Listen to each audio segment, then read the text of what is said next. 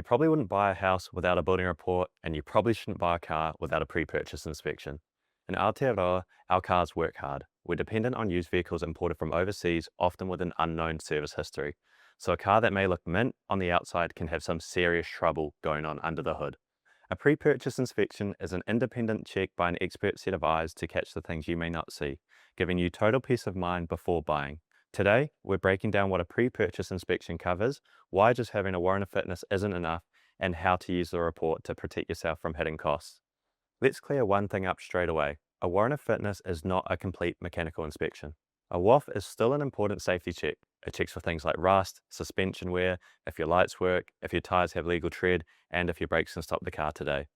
It does not check if your engine is about to call it a day, if your head gasket is leaking, or if your transmission is on its last legs. Think of a warrant of fitness as a vital pass-fail for the road. A pre-purchase inspection is a health check for your wallet, and you ideally want both. So, what are you actually paying for? A standard pre-purchase inspection from a place like My Auto Shop usually covers over 100 points, including checking the engine for any noise, fumes, smoke, and other engine wear and tear, checking the battery, alternator, and starter motor to make sure they're operating correctly, checking the exterior of the radiator, water pump, and hoses for any deterioration or leaks, a drive test to check the car's handling, steering, and brakes, as well as listening for any noises it shouldn't be making, any corrosion on the exterior, tire tread depth and wheels for any damage, the steering and suspension for any damage, leaks, or wear, any future potential warrant of fitness issues you might run into, and a test of brake performance to look for any signs of wear and tear or faults. If you're looking at an EV or a hybrid, a standard mechanical check sometimes isn't enough. We highly recommend a battery state of health report.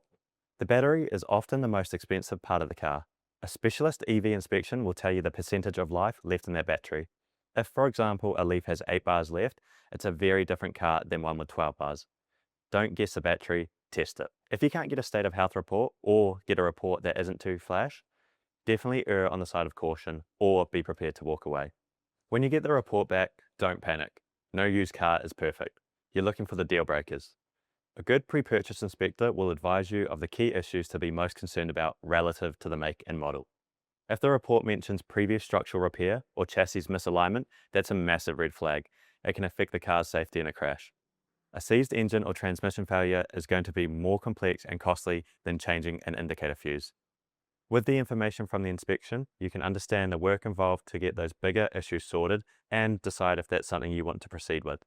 If an inspection can't be arranged, you have to decide if you're comfortable taking on that extra level of risk. A pre-purchase inspection doesn't just protect you. It can help bring you and the seller closer if you're unsure on price.